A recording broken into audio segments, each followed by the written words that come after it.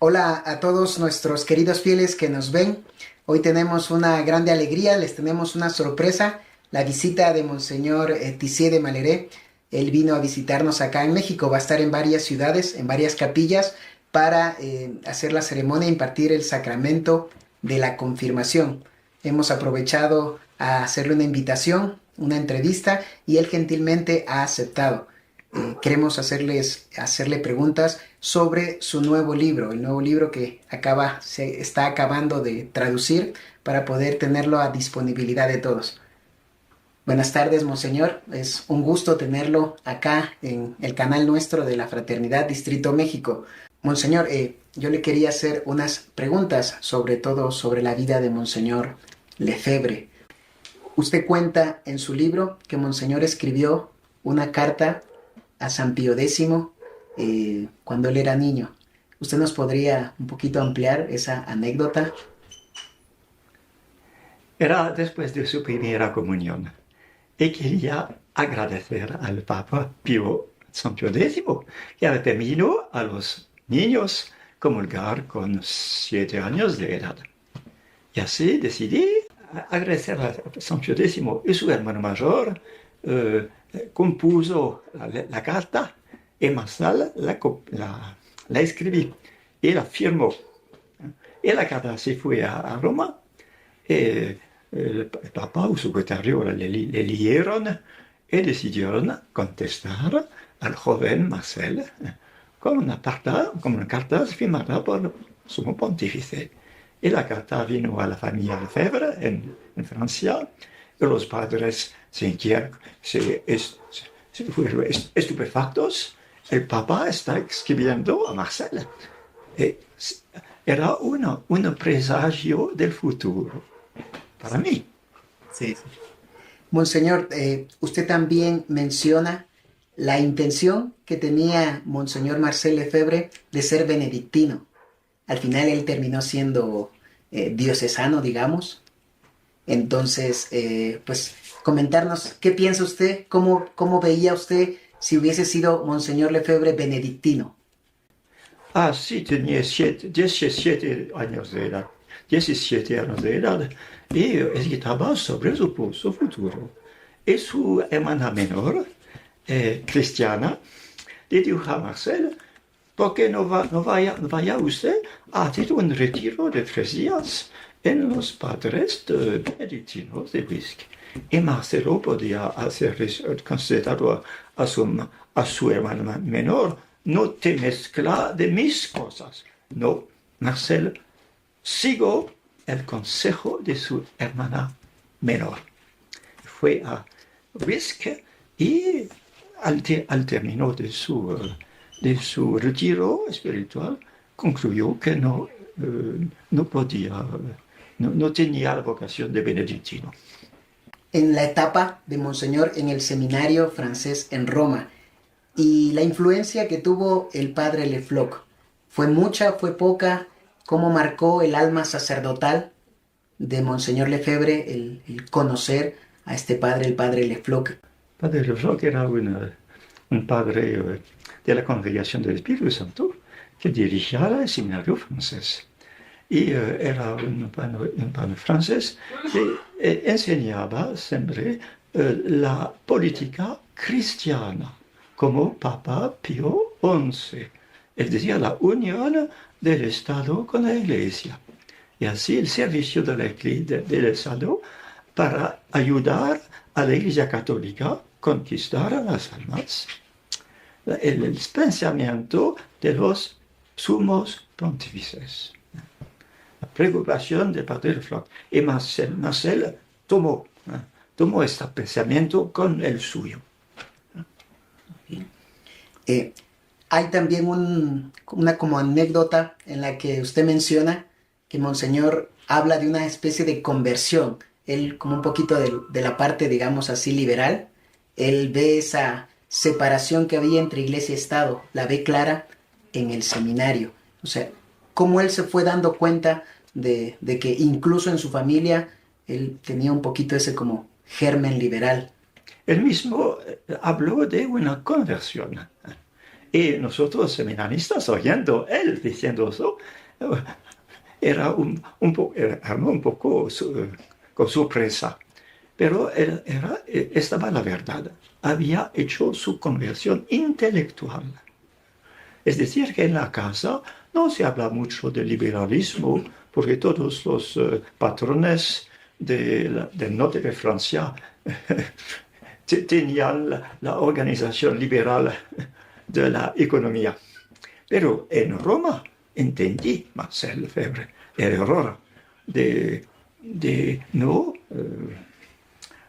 dar a los obreros el salario necesario para tener una familia con muchos niños, por ejemplo. Y eso en la política, un gobierno que favorezca la Iglesia Católica. Y entendí el padre Lefebvre, el seminarista Lefebvre, la doctrina pontifical sobre este tema. León XIII, la cuestión obrera, y Pío IX, Pío XI, sobre la organización cristiana de la sociedad civil. Muy bien. Ahora, hablando un poquito ya de su formación teológica en el seminario, usted destaca acá también ese conocimiento de Monseñor que hizo con Santo Tomás y que él queda como un poquito apegado a la doctrina tomista.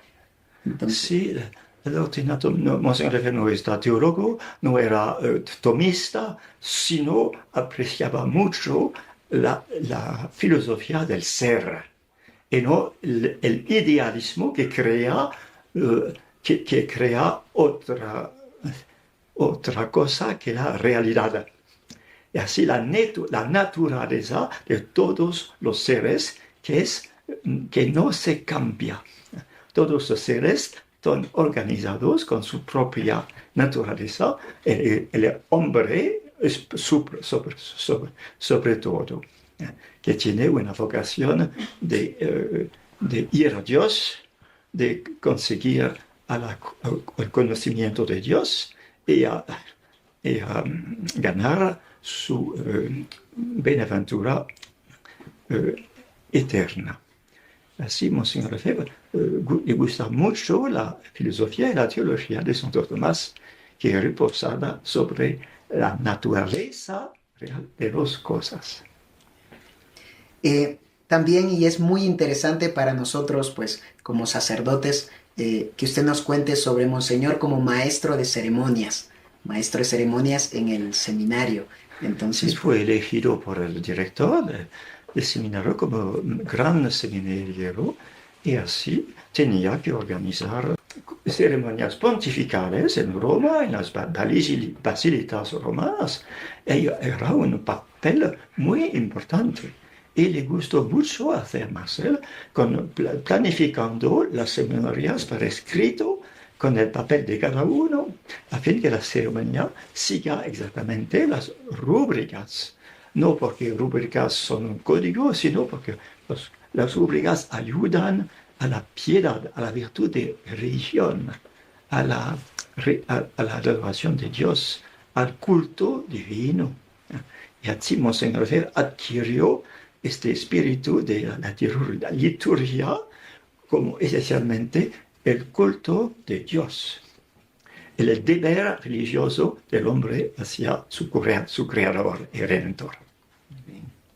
Hay en el libro también, a nosotros nos gusta mucho ese pasaje porque Monseñor tiene esa opción de quedarse en Francia luego de ser sacerdote o irse de misionero. ¿Cómo pudo él resolver eso? ¿Cómo saber si era su destino ser misionero? Sí, aún en África sentía una decadencia del espíritu sacerdotal entre sus sacerdotes, pero especialmente en Francia. Y así, por ejemplo, el desprecio del espíritu de la misión de conquistar a almas.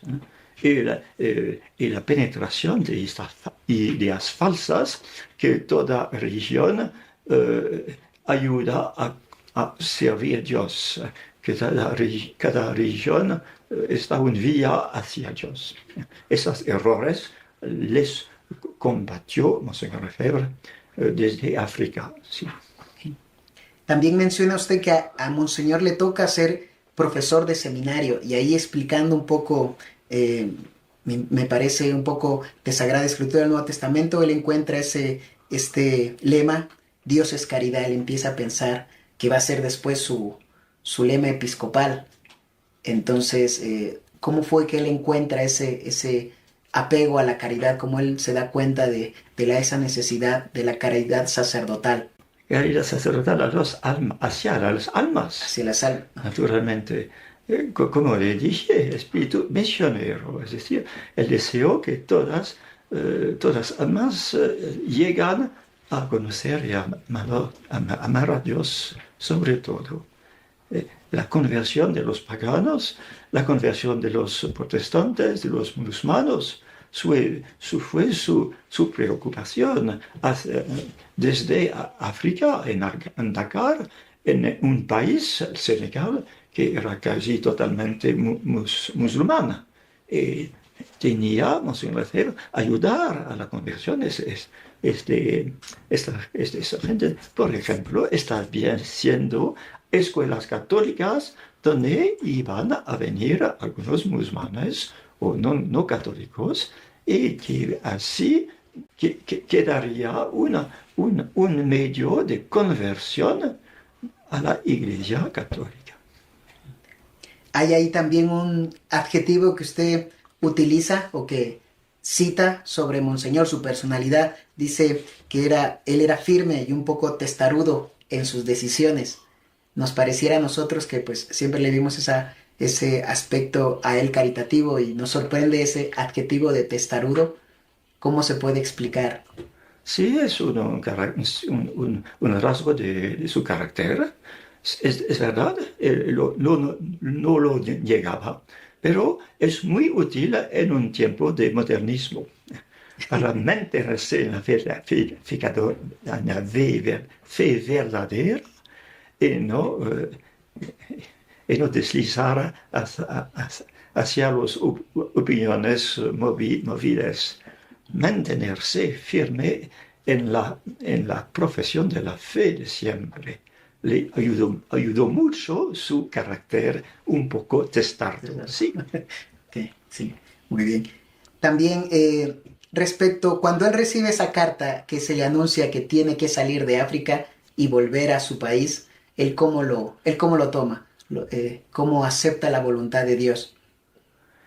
Aceptó porque por el bien de Dakar, de esa diócesis de Senegal, había que obedecer al sumo pontífice, porque la obediencia normalmente es por el bien del pueblo cristiano. Así, por el bien de Dakar, tenía que obedecer a Papa Juan, cuando Papa Juan le hizo saber que tenía que regresar a Francia. Obedeció, pero naturalmente quitando el cargo muy importante de delegado apostólico de Papa en todos los países africanos de lengua francesa.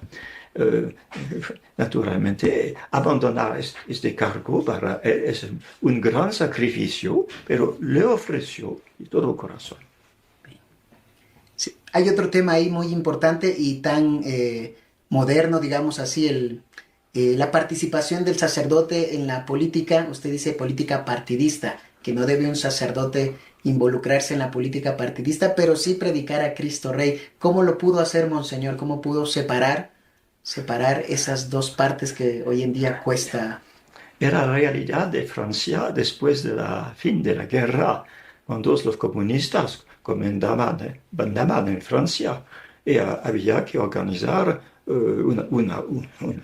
políticamente una reacción anticomunista en Francia para obtener un gobierno cristiano. Y así, Monseñor Lefebvre, el Mortain, cuando estaba nombrado director seminario de los padres espiritanos en Mortain, hizo conferencias sobre la realidad, el gobierno católico de los países, y así diciendo que siempre había sido su ideal que el sacerdocio tenía que ayudar a fundar sociedades católicas con gobiernos cristianos. Y cuando Monseñor recibe esa notificación también de que él va a ser delegado apostólico de la Santa Sede, él sabiendo que regresa a África, ¿cómo lo hace, Monseñor? ¿Con ánimo o un poquito desanimado, conociendo la situación que hay en África, él que había sido misionero? Obedeció a la Santa Sede sin discutir, y decidió a quitar África y a verse obispo de una pequeña diócesis en Francia. No, siempre quiso estar un obispo de la Iglesia. Después quería hablar, quizás poner en conjunto la relación que Monseñor Lefebvre tuvo con los papas. Él tuvo un poquito de relación con Pío XII, con Pablo VI, con Juan XXIII, con Juan Pablo II, e incluso le tocó el cardenal Ratzinger.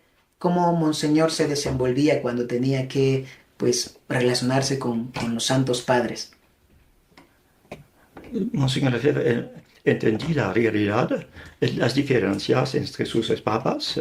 Pío XII, un papa doctrinal, Juan XXIII, un papa casi liberal, y Juan Pablo VI, segundo, un papa modernista, etc. Tuvo exactamente, pudo entender las diferencias de sus papas. Puedo ayudar a estos papas, aunque tenía que resistir a ciertas orientaciones malas. Hablando ya, entrando un poquito ya al tema del Concilio Vaticano II, ¿en qué momento Monseñor empieza él a darse cuenta de esas desviaciones conciliares que se empiezan a dar dentro del mismo Concilio Vaticano II? Un casi golpe de Estado en el concilio, cuando los obispos liberales tomaron el poder. Y así inmediatamente decidió Monseñor Lefebvre organizar un pequeño grupo de obispos para resistir y mantener la fe de siempre contra los modernistas que tenían el poder desde el inicio, desde la primera sesión del concilio. Habla también usted en su libro de que él percibe una degradación del ideal sacerdotal. ¿Qué era lo que veía Monseñor en los sacerdotes? ¿Era en Francia? ¿Era en África? ¿Qué era lo que él veía que le impulsaba a querer un poquito ayudar a la Iglesia en la formación de buenos sacerdotes? Era la doctrina de Santo Tomás, la doctrina de la escuela francesa sobre el sacerdocio, que el sacerdote es el religioso de Dios. La primera función del sacerdote es ofrecer a Dios el sacrificio de la misa, que es el sacramento del sacrificio de la cruz. El primer papel del sacerdote, un papel litúrgico, un papel de sacerdote. Y el segundo papel es un papel misionero. Y así, las dos líneas que se juntan entre ellos, ofrecer el sacrificio a Dios y atraer, gracias al sacrificio, a las almas a servir a Dios. También hay una anécdota en el libro que uno entra como en el corazón mismo de la fraternidad cuando usted narra el momento en el que Monseñor le dice a los seminaristas, era usted también un seminarista, que tenía la idea de una fraternidad sacerdotal. ¿Qué pensaron ustedes en ese momento cuando él les revela el plan que tenía de crear la fraternidad San Pío X? Había tenido un sueño en Dakar, como obispo de Dakar, un día rezando de rodillas durante la misa, tuvo una idea, una idea del futuro que tendría a hacer una obra al servicio del sacerdocio para transmitir el sacerdocio con su doctrina firme y con su papel misionero. Y así, cuando fue liberado de su cargo de superior general del Espíritu Santo, inmediatamente pensó a realizar un poco este sueño, este designio de la divina providencia.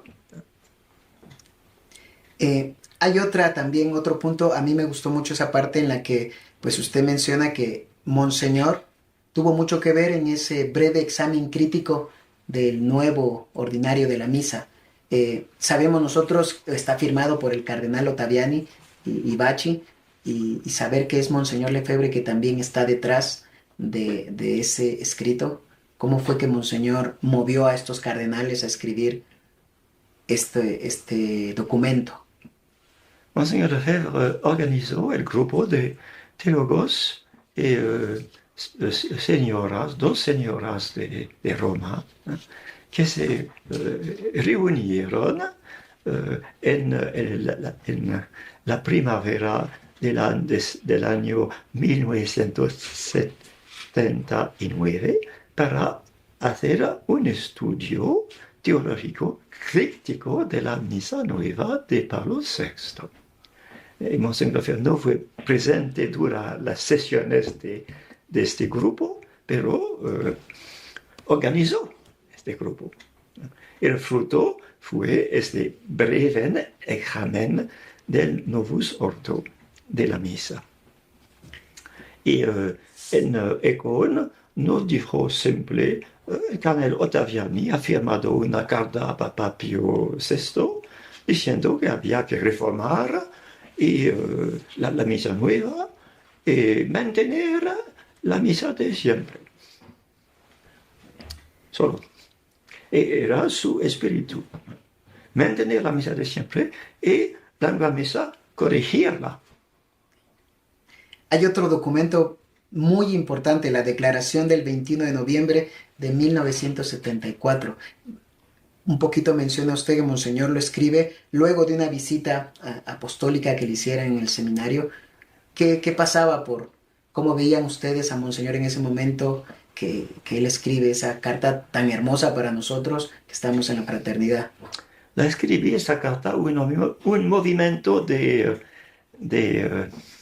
ira, sí, de enojo contra el injusto de Roma de permitir la misa de siempre. Y así decidió de declarar la guerra no contra el Papa, sino contra esta organización modernista al capo de la Iglesia Católica, diciendo una distinción entre la Roma de siempre, maestra de doctrina y de fe, y de la vida de las almas, y la Roma nueva, que niega todo el pasado de la Iglesia, que niega las verdades esenciales del sacerdocio. 2 años después le van a prohibir a Monseñor, en 1976, las ordenaciones sacerdotales. ¿Cómo tomó Monseñor Lefebvre esta prohibición que le hacían a seguir ordenando sacerdotes, los cuales él estaba formando bien? Era después de la supresión, si dicta, de la casi supresión de la fraternidad por el obispo de Friburgo de Suiza, con la permisión de Roma. Así, Monseñor Lefebvre tenía que ordenar sus sacerdotes sin encarnaciones sin que sus sacerdotes estén inscriptos en diócesis. No podía normalmente ordenar sus sacerdotes sin que sus sacerdotes escribíanse en algunos diócesis. El Monseñor Benelli le interdictó encardenar sus seminaristas en las diócesis. Y Monseñor Beato, primero, yo considero que nuestra fraternidad sacerdotal posee el poder de encardenarse en su seño sus propios miembros, primero. Y segundo, que tenemos que continuar la Iglesia ordenando sacerdotes católicos buenos. Y así no es una cuestión de obediencia, es una cuestión de continuar la Iglesia católica. Usted narra también ahí en el libro que en 1981 Monseñor Lefebvre le toca visitar este país de México. ¿Cómo fue en ese año esa visita? ¿Cómo lo recibieron los fieles de la tradición aquí en México? ¿En qué año, padre? 1981, visita de Monseñor Lefebvre a México, al país en de México. Ah, sí, no, estaba en 81, estaba en la casa de Regina Iglesia. Nos contaba los viajes de Monseñor Lefebvre con el padre Faure, etc. en México, su visita a Ajaccio, como miles de fieles en la calle, gritando Viva Cristo Rey, y viendo un aspecto político de Monseñor Lefebvre, aspecto mayor, la realidad social, la realeza social de nuestro Señor Jesucristo. Después también toca el momento en el que Monseñor empieza a pensar en consagrar obispos. ¿Cuáles eran las circunstancias en las que él planeaba que se debía un obispo consagrar? ¿Qué debía juntarse para decir es hora de consagrar un obispo? El motivo principal, primero, era continuar las ordinaciones sacerdotales y también las confirmaciones de los fieles.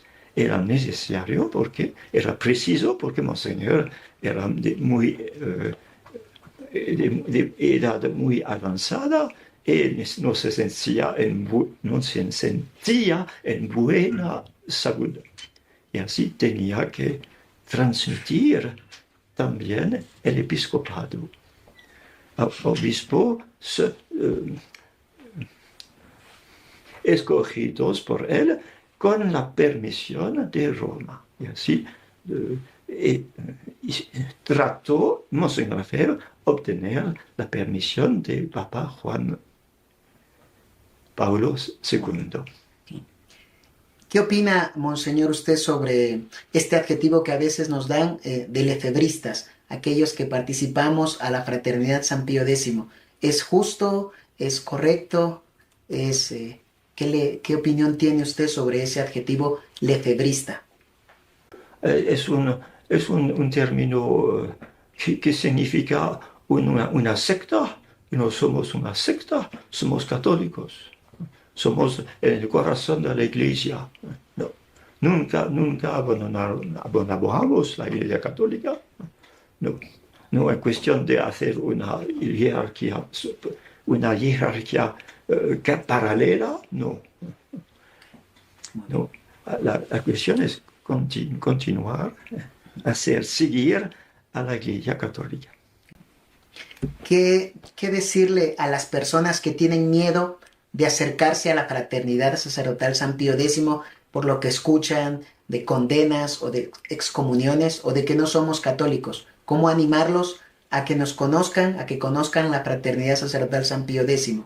Monseñor Lefebvre reacciona con los frutos. Hay que fijarse en los frutos buenos de la fraternidad sacerdotal San Pío X y los frutos malos de la iglesia, de la nueva organización de la iglesia. Juzguen con los frutos. Y hablando ya más del nuevo libro que estamos a punto de publicar, ¿qué diferencia tiene o qué le agrega a la biografía ya extensa que usted había escrito años anteriores? ¿Qué matiz nuevo agrega este nuevo libro? ¿Qué podemos esperar de este libro? Recién escribí una nueva biografía de Monseñor Rosell para los adolescentes, los jóvenes. Es el mismo espíritu, pero una manera otra de presentar los problemas mayores. Ecumenismo, es decir, reconocer la verdad de los falsos religiones. Segundo, la colegialidad, que ahora es la sinodalidad, es lo mismo, es decir, un gobierno democrático de la Iglesia. Y tercero, la libertad religiosa, reconocer que todas las religiones salvan. Estos errores son siempre las mismas, siempre las mismas. Pues le queremos agradecer, Monseñor, este tiempo que nos ha dedicado. Sabemos que su agenda está pues muy apretada, va a estar visitando varios lugares del país y le agradecemos mucho su delicadeza, su caridad de darnos esta entrevista que nos va a servir mucho para nuestros fieles aquí en la Ciudad de México. Que Dios se lo pague, Monseñor, y muchas gracias. Con mucho gusto, que Dios bendiga nuestros católicos verdaderos en la lucha para nuestro Señor, su sacerdocio y su realeza.